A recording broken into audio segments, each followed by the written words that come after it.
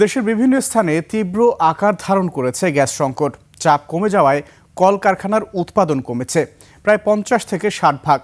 CNG পাম্পগুলোতে গ্যাসের অপেক্ষায় ঘন্টার পর ঘন্টা সময় কেটে যাচ্ছে গ্রাহকের। এমন সংকটের মাঝেও ময়মনসিংহের পাম্পগুলোতে প্রকাশ্যে অবৈধভাবে কন্টেইনারের মাধ্যমে বিক্রি হচ্ছে গ্যাস।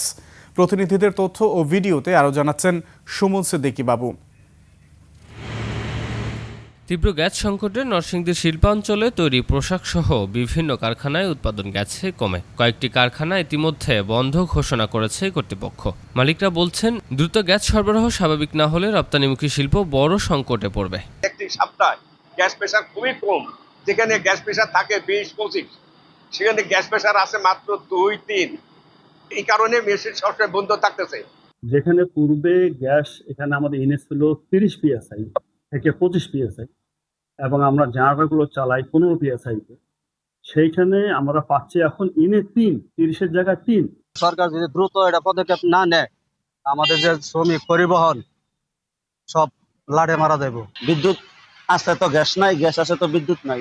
একই চিত্র শিল্পনগরী গাজীপুরেও। প্রয়োজনীয় 15 PSI এর পরিবর্তে গ্যাসের চাপ নেমে এসেছে 1 থেকে 2 PSI এ। ফলে অনেক কারখানায় উৎপাদন কমেছে প্রায় 60%। বন্ধ রাখতে হচ্ছে মেশিন, কোথাও আবার ডিজেল দিয়ে চালাতে হচ্ছে উৎপাদন। সময়মতো পণ্য সরবরাহ করতে না পেরে আর্থিক ক্ষতির মুখে পড়ছেন উদ্যোক্তারা। আমরা তো ফ্যাক্টরি ঠিক মতো চালাতে পারছি না, আমরা বিকল্প উপায়ে তেল জেনারেটর ব্যবহার করছি। গ্যাসের সমস্যার কারণে উৎপাদন ব্যাহত হইতেছে।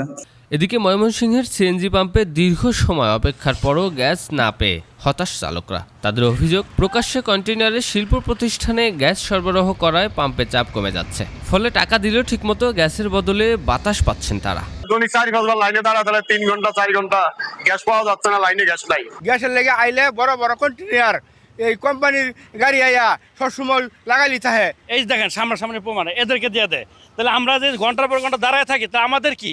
তিতাস গ্যাস কর্তৃপক্ষ বলছে, জেলার চাহিদার তুলনায় প্রায় অর্ধেক গ্যাস সরবরাহ হচ্ছে। সরকারখানায় অগ্রাধিকার ভিত্তিতে গ্যাস দেয় শিল্প, সিএনজি স্টেশন ও আবাসিকে সংকট বেড়েছে। বাসাবাড়িতে গ্যাস না থাকায়, রান্না করতে না পারায় হোটেল থেকে খাবার কিনতে হচ্ছে অনেক পরিবারকে। সুমন সিদ্দিকী বাবু, 21 টেলিভিশন।